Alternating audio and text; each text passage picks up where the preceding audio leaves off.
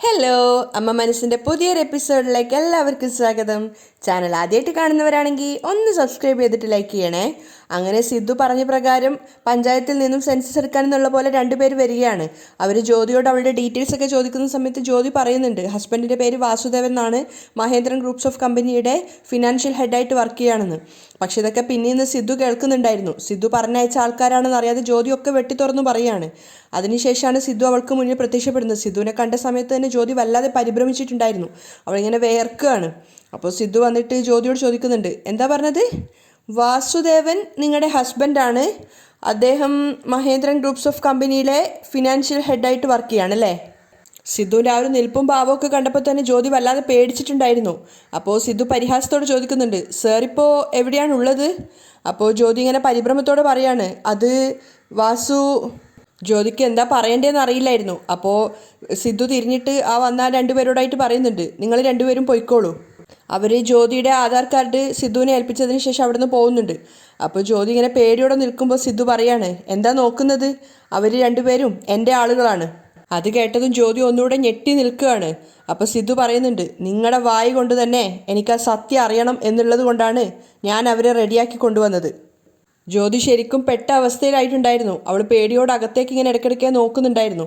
അപ്പോൾ സിദ്ധു കൈകളൊക്കെ കെട്ടിക്കൊണ്ട് ചോദിക്കുന്നുണ്ട്, ഇനി പറ, മിസ്റ്റർ വാസുദേവൻ എവിടെയുള്ളത്? അപ്പോൾ ജ്യോതി പരിഭ്രമത്തോടെ പറയാണ്, അദ്ദേഹം ഇപ്പം ഇങ്ങോട്ട് വരാറേ ഇല്ല. സിദ്ധു, നീ വിചാരിക്കുന്ന പോലെ ഞങ്ങൾക്കിടയിൽ ഒന്നുമില്ല. ശരി, നിങ്ങൾക്ക് രണ്ടുപേർക്കും തമ്മിൽ ഒന്നുമില്ല എന്ന് പറയുന്നു, പിന്നെ എന്തിനാ നിങ്ങൾ ഇത്രയേറെ ഭയക്കുന്നത്? ജ്യോതി പേടിയോടെ നിൽക്കുകയാണ്. അപ്പോൾ സിദ്ധു വീണ്ടും പറയുന്നുണ്ട്, അകത്ത് പോയിട്ട് നിങ്ങളുടെ വാസു സാറിനോട് ഇങ്ങോട്ടേക്ക് വരാൻ പറ. ജ്യോതി വീണ്ടും വീണ്ടും സിദ്ധുവിനെ കൺവിൻസ് ചെയ്യാൻ ശ്രമിക്കുകയാണ്. അയ്യോ, സത്യമായിട്ടും ഞങ്ങൾക്കുള്ളിൽ ഒന്നുമില്ല, ദയവ് ചെയ്ത് സിദ്ധു നീ ഇവിടുന്ന് പോ എന്ന് പറഞ്ഞ് ജ്യോതി വേഗം അകത്ത് കയറി വാതിലടക്കാൻ ശ്രമിക്കുകയാണ്. സിദ്ധു അപ്പം തന്നെ വാതിൽ പിടിച്ച് തുറന്ന് അകത്തേക്ക് കയറുന്നുണ്ട്. അപ്പോൾ ജ്യോതി പേടിയോടെ പറയുന്നുണ്ട്, സിദ്ധു, അദ്ദേഹം ഇവിടെ ഇല്ലയെന്ന് ഞാൻ പറഞ്ഞില്ലേ. സിദ്ധു ആ വീടൊക്കെ ചുറ്റും നോക്കുകയാണ്. അപ്പോൾ ജ്യോതി പിന്നീന്ന് ഇങ്ങനെ പറഞ്ഞുകൊണ്ടേയിരിക്കുന്നുണ്ട്, സിദ്ധു, അദ്ദേഹം ഇവിടെ ഇല്ല. സിദ്ധു, ഇല്ലല്ലോ, പിന്നെ നിങ്ങളെന്തിനാ ഇത്രയേറെ ഭയക്കുന്നത്? സിദ്ധു തിരിച്ചു ചോദിക്കുകയാണ്. പുറത്ത് സംഭവിക്കുന്നതൊന്നും അറിയാതെ അകത്ത് ഇരുന്ന് ആപ്പിൾ കഴിച്ചുകൊണ്ടിരിക്കുകയാണ് വാസുദേവൻ. ആ സമയത്താണ് സിദ്ധാർത്ഥ് പോയിട്ട് വാതിൽ തുറക്കുന്നത്.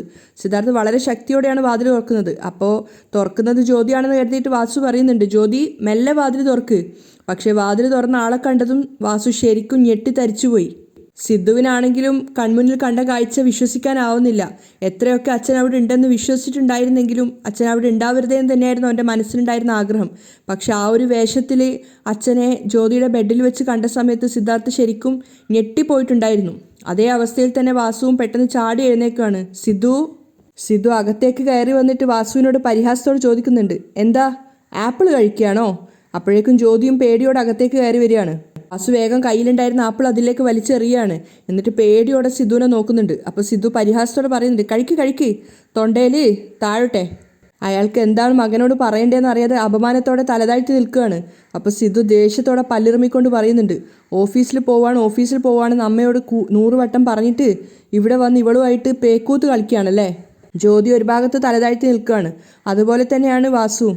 അപ്പോൾ സിദ്ധു ചോദിക്കുന്നുണ്ട്, നാണം തോന്നില്ല അച്ഛാ നിങ്ങൾക്ക്? വാസു തലതാഴ്ത്തി നിൽക്കുന്ന സമയത്ത് ജ്യോതി ഇടയ്ക്കേറി പറയുന്നുണ്ട്, സിദ്ധു, നീ നിന്റെ അച്ഛനെ സംശയിക്കല്ലേ, അദ്ദേഹം വളരെ നല്ല ആളാണ്. അപ്പോൾ സിദ്ധു ദേഷ്യത്തോടെ ജ്യോതിയെ നോക്കാതെ തന്നെ പറയുന്നുണ്ട്, ഇങ്ങോട്ട് നോക്ക്, ഞാൻ നിങ്ങളോട് ഒരു കാര്യവും സംസാരിച്ചിട്ടില്ല. ഇത് ഞാനും എൻ്റെ അച്ഛനും തമ്മിലുള്ള വിഷയമാണ്. ഇതിൽ നിങ്ങൾ തലയിടേണ്ട ആവശ്യമില്ല. അപ്പോൾ ജ്യോതി പേടിയോടെ നിൽക്കുകയാണ്. അപ്പോൾ സിദ്ധു വാസുവിനോട് പറയുന്നുണ്ട്, ചന്ദ്രിക, നിങ്ങൾക്ക് രണ്ടുപേർക്കും തമ്മിൽ മോശമായൊരു റിലേഷൻ ഉണ്ടെന്ന് പറഞ്ഞ സമയത്ത് പോലും ഞാൻ വിശ്വസിച്ചിട്ടുണ്ടായിരുന്നില്ല. അവളോട് ഞാൻ ദേഷ്യപ്പെട്ടു, അവളെ ഞാൻ വഴക്ക് പറഞ്ഞു. പക്ഷേ നിങ്ങളും ജ്യോതിയും, നിങ്ങൾക്ക് രണ്ടുപേർക്കും തമ്മിൽ ഒരു ബന്ധവും ഇല്ലാന്ന് എത്ര നന്നായിട്ട് അഭിനയിച്ചത്. സിദ്ധുവിന് വല്ലാത്ത സങ്കടം തോന്നുകയാണ്. ചന്ദ്രിക അത്രയ്ക്കും പറഞ്ഞിട്ടും അവളെ വിശ്വസിക്കാൻ കൂട്ടാക്കിയിട്ടുണ്ടായിരുന്നില്ല. അപമാനത്തോടെ വാസുവും ജ്യോതിയും തലതാഴ്ത്തി നിൽക്കുന്നുണ്ട്. അപ്പോൾ വാസു സിദ്ധുവിനോട് പറയുന്നുണ്ട്, സിദ്ധു, ഞാൻ തന്നെ ഇത് നിന്നോട് പറയാൻ. അപ്പോഴേക്കും ഇടയ്ക്കൊരു സിദ്ധു ദേഷ്യത്തോടെ പറയുന്നുണ്ട്, മിണ്ടാതിരിക്കച്ചാ, നിങ്ങളുടെ ഒരു ന്യായീകരണവും എനിക്ക് കേൾക്കണ്ട. പോയിട്ട് ഷർട്ട് എടുത്തിട്ടിട്ട് എൻ്റെ കൂടെ വാ. അത് കേട്ട സമയത്ത് ജ്യോതിക്ക് വല്ലാതെ പേടിയാവുകയാണ്. വാസുവിനെ കൊണ്ടുപോയിട്ട് സിദ്ധു എന്തെങ്കിലും ചെയ്യുമോ എന്നൊക്കെ ഭയന്നിട്ട്. മാത്രമല്ല വാസുവും പേടിയോടെ പറയുന്നുണ്ട്, സിദ്ധു, നീ ഇപ്പോൾ വല്ലാത്ത ദേഷ്യത്തിലാണുള്ളത്. ഞാൻ സമാധാനത്തോടെ നിന്നോട് എല്ലാ കാര്യങ്ങളും പറയാം, പ്ലീസ്. ജ്യോതി അത് ശരിവെക്കുകയാണ്. അപ്പോൾ വാസു പറയുന്നുണ്ട്, ഞാൻ ചെയ്തത് ശരിയാണോ തെറ്റാണോ എന്ന് അതൊക്കെ കേട്ടതിന് ശേഷം നീ തീരുമാനിച്ചോ. അപ്പോൾ സിദ്ധു ഒന്നുകൂടെ മുന്നറിയിപ്പ് കൊടുക്കുകയാണ്, ഇങ്ങോട്ട് നോക്ക്, എനിക്കുള്ള ദേഷ്യത്തിന് ഞാൻ എന്താ ചെയ്യാന്ന് എനിക്ക് തന്നെ പറയാൻ പറ്റില്ല. മര്യാദയ്ക്ക് ഞാൻ പറഞ്ഞത് കേട്ട് പാൻറ് ഷർട്ട് ഇട്ടിട്ട് എൻ്റെ കൂടെ വന്നു കഴിഞ്ഞാൽ നിങ്ങൾക്ക് തന്നെയാണ് നല്ലത്. ഒരു ബഹുമാനം ഇല്ലാതെയാണ് സിദ്ധു അച്ഛനോട് സംസാരിച്ചത്. അപ്പോൾ വാസു പേടിയോടെ പറയുന്നുണ്ട്, സിദ്ധു എന്താ മോനെ ഇങ്ങനെയൊക്കെ സംസാരിക്കുന്നത്? ജ്യോതിക്കും വാസുവിനും നല്ല പേടിയുണ്ടായിരുന്നു സിദ്ധു എന്തെങ്കിലും ചെയ്യുമെന്ന് പേടിച്ചിട്ട്. അപ്പോൾ സിദ്ധു അച്ഛനോട് വീണ്ടും പറയാണ്, അച്ഛാ അവസാന ക്ഷമയോടെയാണ് ഞാനിപ്പോൾ വിളിക്കുന്നത്, മര്യാദയ്ക്ക് എൻ്റെ കൂടെ വരാൻ നോക്ക്. പെട്ടെന്ന് തന്നെ പേടിയോടെ വാസു പറയുന്നുണ്ട്, ഒരു മിനിറ്റ് മോനെ ഇവിടെ നിൽക്ക്, അച്ഛൻ പെട്ടെന്ന് പോയിട്ട് ഷർട്ട് ഇട്ടിട്ട് വരാം എന്ന് പറഞ്ഞിട്ട് വേഗം അകത്തേക്ക് പോവാണ്. വാസു അകത്ത് ഷർട്ട് ഇടാൻ പോയ സമയത്ത് ജ്യോതി വാസുവിന് വേണ്ടി സംസാരിക്കുകയാണ്. സിദ്ധു നിന്റെ അച്ഛൻ പാവാണ് സിദ്ധു, ദയവ് ചെയ്ത് നീ അദ്ദേഹത്തിനോട് ദേഷ്യപ്പെടാതെ. സിദ്ധു വെറുപ്പോടെയാണ് ജ്യോതിയെ നോക്കുന്നത്. അപ്പോൾ ജ്യോതി പറയുന്നുണ്ട്, നിന്റെ അമ്മയെ കൊണ്ട് അദ്ദേഹത്തിന് ഒരു സന്തോഷവും ഇല്ല, അദ്ദേഹം ഒരു സന്തോഷവും ഇല്ലാതെയാണ് ഇത്രയും കാലം ജീവിച്ചത്, അതുകൊണ്ടാണ് ഞാൻ അദ്ദേഹത്തെ എന്ന് പറഞ്ഞ് മുഴുമിപ്പിക്കുന്നതിന് മുന്നേ സിദ്ധു ദേഷ്യത്തോടെ പറയുന്നുണ്ട്, വായി അടക്ക്, നീ ഉണ്ടാക്കിയ അവിഹിതത്തിന് ന്യായം കണ്ടെത്തുകയാണോ? സിദ്ധു വെറുപ്പോടെയാണ് ജ്യോതിയോട് ചോദിക്കുന്നത്. നിന്നെ കാണുമ്പോൾ തന്നെ എനിക്ക് വല്ലാത്ത ദേഷ്യം കയറുകയാണ്, ദയവ് ചെയ്ത് നീ ഒന്ന് പുറത്തേക്ക് പോ. സിദ്ധു ജ്യോതിയെ വെറുപ്പോടെ നോക്കിയിട്ട് തലതിരിച്ചെത്തു നേരെ കാണുന്നത് ജ്യോതിയും വാസുവും ഉള്ളൊരു ഫോട്ടോ ആയിരുന്നു, ഫ്രെയിം ചെയ്ത് വെച്ചിട്ടുണ്ടായിരുന്നു അലമാരയ്ക്ക് മുന്നിൽ. അത് കണ്ടപ്പോൾ സിദ്ധുവിൻ്റെ ദേഷ്യം ഒന്നുകൂടെ കയറുകയാണ്. അവൻ ആ ഫോട്ടോ എടുത്തിട്ട് ജ്യോതിക്ക് നേരെ കാണിക്കുകയാണ്. ഓ ഇതൊന്നും പോരാതെ നിങ്ങളുടെ രണ്ടുപേരുടെയും ഫോട്ടോ വരെ ഉണ്ടല്ലേ എന്ന് പറഞ്ഞിട്ട് അതവൻ വലിച്ചെറിഞ്ഞ് പൊട്ടിക്കുകയാണ്. സിദ്ധുവിന് വന്ന ദേഷ്യത്തിന് അവൻ എന്താ ചെയ്യേണ്ടതെന്ന് അറിയില്ലായിരുന്നു. കാരണം അച്ഛനെ നേരെ ഉപദ്രവിക്കാൻ പറ്റില്ലല്ലോ. അതുകൊണ്ട് തന്നെ ആ അലമാരയിൽ ഉണ്ടായിരുന്ന ഒരുവിധം സാധനങ്ങളൊക്കെ എടുത്ത് സിദ്ധു എറിഞ്ഞ് പൊട്ടിക്കുകയാണ്. ജ്യോതി അവനെ തടയാൻ ശ്രമിക്കുന്നുണ്ട്. സിദ്ധു വേണ്ട സിദ്ധു, എല്ലാം പുതിയതായിട്ട് വാങ്ങിച്ചതാ സിദ്ധു, പ്ലീസ് സിദ്ധു വേണ്ട സിദ്ധു. ഓരോന്ന് സിദ്ധു എറിഞ്ഞ് പൊട്ടിക്കും തോറും ജ്യോതി കരഞ്ഞുകൊണ്ട് പറയാണ്, സിദ്ധു പുതിയതായിട്ട് വാങ്ങിയതാ സിദ്ധു, നശിപ്പിക്കല്ലേ സിദ്ധു. അതുകൂടെ കേട്ടപ്പോൾ സിദ്ധുവിന് ദേഷ്യം കയറിയിട്ട് അവൻ വീണ്ടും ഓരോരോ സാധനങ്ങൾ എടുത്ത് എറിഞ്ഞ് പൊട്ടിക്കുകയാണ്. ജ്യോതിയാണെങ്കിൽ വീണ്ടും അത് തന്നെ പറയാണ്, സിദ്ധു വേണ്ട സിദ്ധു, എല്ലാം പുതിയതായിട്ട് വാങ്ങിച്ചതാണ് സിദ്ധു. സിദ്ധുവിൻ്റെ ദേഷ്യം അടങ്ങിയിട്ടുണ്ടായിരുന്നില്ല. നിന്നോട് മിണ്ടരുതെന്നല്ല എന്ന് പറഞ്ഞിട്ട് ജ്യോതിയുടെ കവിളത്ത് നോക്കി ഒന്ന് പൊട്ടിച്ചു കൊടുക്കുകയാണ്. സിദ്ധു ജ്യോതിയെ തല്ലിയ ശബ്ദം കേട്ടിട്ട് വാസു വേഗം ഓടി വന്നിട്ടുണ്ടായിരുന്നു. എന്നിട്ട് അവൻ സിദ്ധുവിനോട് പറയുന്നുണ്ട്, എടാ സിദ്ധു എന്തിനാടാ ജ്യോതി അടിച്ചത്, അവൾ പാവാടാ. അപ്പോൾ സിദ്ധു അച്ഛനോട് പറയുന്നുണ്ട്, മിണ്ടരുത്. സിദ്ധുവിൻ്റെ ആ ഒരു മാറ്റം കണ്ടിട്ട് പേടിയോടെയാണ് വാസു നിൽക്കുന്നത്. അയാൾ മകനെ ഇങ്ങനെ ഭയത്തോടെ നോക്കുമ്പോൾ സിദ്ധു ദേഷ്യത്തോടെ പറയുന്നുണ്ട്, അടുത്ത അടി നിങ്ങൾക്ക് വീഴുന്നതിന് മുന്നേ മര്യാദയ്ക്ക് എൻ്റെ കൂടെ വരാൻ നോക്ക്. അയ്യോ ഞാൻ വരാം സിദ്ധു, ഞാൻ വരാം, ദയവ് ചെയ്ത് നീ ഞാൻ പറയുന്നൊന്ന് കേൾക്ക് എന്ന് പറഞ്ഞപ്പോഴേക്കും സിദ്ധു പറയുന്നുണ്ട്, മര്യാദയ്ക്ക് ഞാൻ പറഞ്ഞു മിണ്ടരുത് എന്ന്. സിദ്ധുവിൻ്റെ മാറ്റം വല്ലാതെ ഭയത്തോടെയാണ് വാസുവും ജ്യോതിയും കാണുന്നത്. അപ്പോൾ സിദ്ധു അച്ഛനോട് പറയുന്നുണ്ട്, ഇനി ഒരു പ്രാവശ്യം കൂടി എൻ്റെ അച്ഛൻ എന്ന് പറഞ്ഞാൽ ഞാൻ എന്താ ചെയ്യാന്ന് എനിക്ക് പറയാൻ പറ്റില്ല.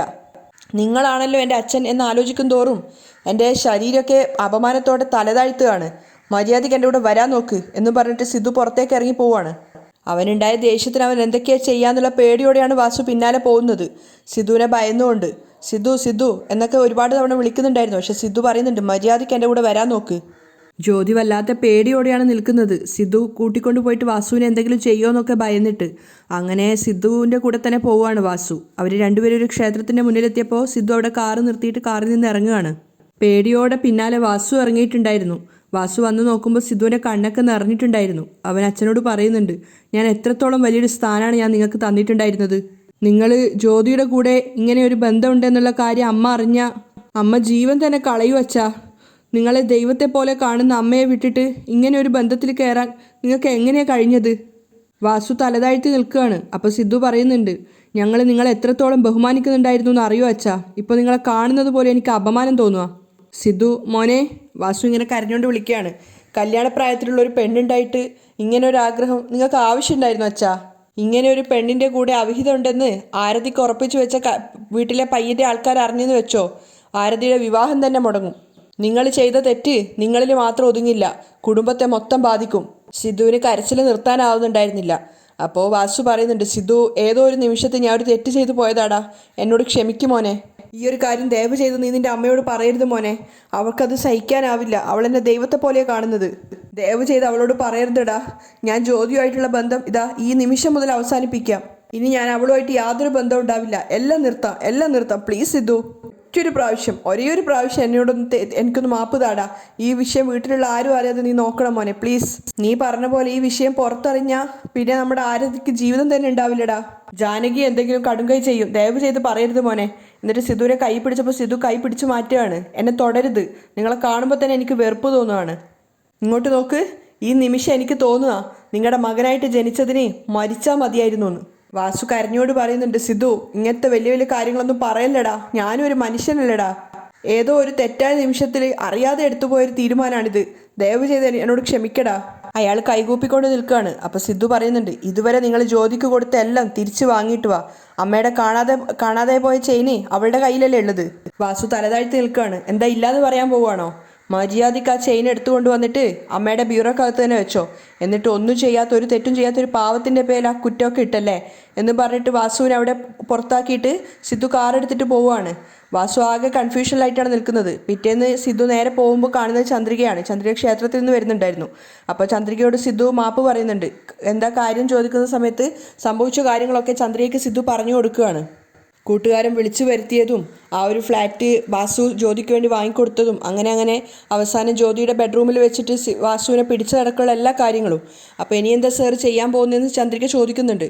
അപ്പോൾ സിദ്ധു പറയുന്നുണ്ട്, അമ്മയോട് ഇത് പറയാൻ പറ്റില്ല, അമ്മ ഇത് അറിഞ്ഞു കഴിഞ്ഞാൽ മരിച്ചു കളയും. കാരണം ദൈവത്തെ പോലെയാണ് അമ്മ അച്ഛനെ കാണുന്നത്. അദ്ദേഹം ഇങ്ങനെ ഒരു തെറ്റ് ചെയ്തു എന്ന് അമ്മ അറിഞ്ഞാൽ ഒരുപക്ഷെ അമ്മ ജീവൻ തന്നെ കളയും. അതുകൊണ്ട് അമ്മയോട് പറയേണ്ടെന്നാണ് ഞാൻ വിചാരിക്കുന്നത്. എന്താന്ന് വെച്ചാൽ അച്ഛൻ പറഞ്ഞത് ഇനി ജ്യോതിയായിട്ട് യാതൊരു ബന്ധവും ഉണ്ടാവില്ല എന്നാ. അതുകൊണ്ട് അവസാനമായിട്ട് അച്ഛനൊരു അവസരം കൂടി കൊടുക്കാമെന്നാണ് ഞാൻ കരുതുന്നത്. മുഴുവൻ കേട്ടതിന് ശേഷം ചന്ദ്രിക പറയുന്നുണ്ട്, ഇതുപോലെ ഞാൻ ഒരുപാട് അവസരങ്ങൾ നിങ്ങളുടെ അച്ഛന് കൊടുത്തിട്ടുണ്ടായിരുന്നതാ. പക്ഷേ അദ്ദേഹം ഇതുവരെ ഇതൊന്നും തിരുത്താൻ തയ്യാറല്ല. വീണ്ടും വീണ്ടും ജ്യോതിയുടെ കൂടെ തന്നെ ചേർന്ന് ജീവിക്കാനാണ് അദ്ദേഹം ആഗ്രഹിക്കുന്നത്. ഇല്ല ചന്ദ്രിക, ഇനി അച്ഛൻ ജ്യോതിയെ കാണില്ല, അവളുമായിട്ട് ഒരു ബന്ധം ഉണ്ടാവില്ല എന്ന് എൻ്റെ അടുത്ത് ആത്മാർത്ഥമായിട്ടാണ് പറഞ്ഞിട്ടുള്ളത്. അതുകൊണ്ട് ഒരവസരം കൂടി കൊടുത്തു നോക്കാമെന്നാണ് ഞാൻ വിചാരിക്കുന്നത്. ഈ ഒരു സത്യം അമ്മ അറിഞ്ഞു കഴിഞ്ഞാൽ വീട്ടിൽ ഒരുപാട് പ്രശ്നങ്ങൾ ഉണ്ടാവാനുള്ള സാധ്യതയുണ്ട്. ദയവ് ചെയ്ത് ഈ ഒരു കാര്യം നീ മഹേന്ദ്രൻ അങ്കിളുടെ അടുത്തോ ലക്ഷ്മി ആൻറ്റിയുടെ അടുത്തോ പറയണ്ട. എന്തിന്, എൻ്റെ അമ്മയുടെ അടുത്ത് പോലും പറയണ്ട. ഈ ഒരു കാര്യം നമുക്കുള്ളിൽ മാത്രം അവസാനിക്കട്ടെ.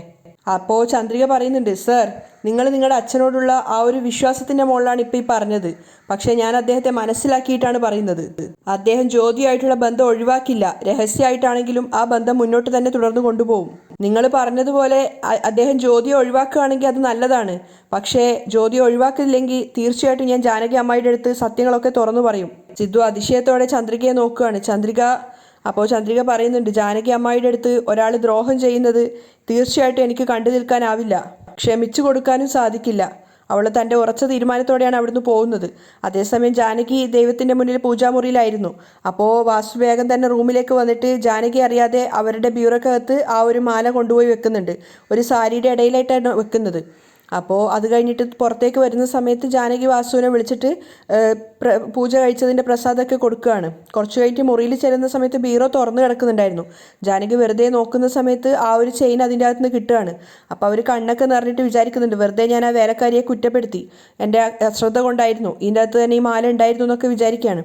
അങ്ങനെ വേഗം തിരിച്ച് വാസുവിൻ്റെ അടുത്ത് വന്നിട്ട് വാസുവിനോട് പറയുന്നുണ്ട് സന്തോഷത്തോടെ, ഈ മാല കളഞ്ഞു പോയിട്ടില്ലായിരുന്നു, എൻ്റെ ബീറോക്കകത്ത് തന്നെ ഉണ്ടായിരുന്നു, ഞാൻ ശ്രദ്ധയില്ലാതെ നോക്കിയത് കൊണ്ടാണ്. അപ്പോൾ അതുവഴി സിദ്ധുവും പാസ് ചെയ്ത് വരുന്നുണ്ടായിരുന്നു. സിദ്ധുവിനെ കണ്ടപ്പോൾ സന്തോഷത്തോടെ ജാനകി പറയുകയാണ്, സിദ്ധു, ഈ മാല കിട്ടി. അത് കേട്ട സമയത്ത് സിദ്ധു അച്ഛനെ ഒന്ന് നോക്കുകയാണ്. അപ്പോൾ വാസു ഇങ്ങനെ പേടിയോടെ നിൽക്കുന്നുണ്ട്, ഒന്നും പറയരുതേ എന്നുള്ള അർത്ഥത്തിൽ. അപ്പോഴേക്കും ആരതി അങ്ങോട്ടേക്ക് വന്നിട്ടുണ്ട്. ആരതിക്കും ജാനകി സന്തോഷത്തോടെ ആ ചെയിന് കാണിച്ചു കൊടുക്കുകയാണ്. അയ്യോ, സമാധാനമായി, കിട്ടിയല്ലോ എന്നൊക്കെ ആരതിയും പറയാണ്. അപ്പോൾ ജാനകി പറയുന്നുണ്ട്, എന്തോ ഭാഗ്യം കൊണ്ട് പോലീസിൽ കംപ്ലയിൻറ്റ് ചെയ്യുന്നതിന് മുന്നേ ചെയിന് കിട്ടിയ നന്നായി, അല്ലെങ്കിൽ നമ്മൾ ആ വേലക്കാരിയുടെ പേരിൽ പരാതി കൊടുക്കുമായിരുന്നു, പോലീസും നമ്മളെ വെറുതെ സംശയിച്ചേനെ. അപ്പോഴേക്കും ക്ഷേത്രത്തിൽ പോയിട്ട് മേഘയും മുത്തശ്ശി അങ്ങോട്ട് വരുന്നുണ്ടായിരുന്നു. അത് സന്തോഷത്തോടെ ജാനകി അവരോട് രണ്ടുപേരോടായിട്ട് പറയാണ്, എൻ്റെ താമരപ്പൂ വെച്ചിട്ടുണ്ടായിരുന്ന ആ ഒരു ചെയിന് കിട്ടിയെന്ന്. അപ്പോൾ മേഘയും വാസുവിനെ നോക്കുന്നുണ്ടായിരുന്നു. അപ്പോൾ എന്തായാലും കിട്ടിയല്ലേ, എനിക്ക് കുഴപ്പമൊന്നുമില്ല, വെറുതെ നമ്മളെ ജോലിക്കാരി സംശയിച്ചു എന്നൊക്കെ പറഞ്ഞ് ജാനകിയും സങ്കടത്തോടെ നിൽക്കുകയാണ്. അപ്പോൾ വാസു അപ്പോഴും സിദ്ധുവിന് കണ്ണുകൊണ്ട് കാണിക്കുന്നുണ്ട്, ഒന്ന് പറഞ്ഞു പോലെ എന്ന്.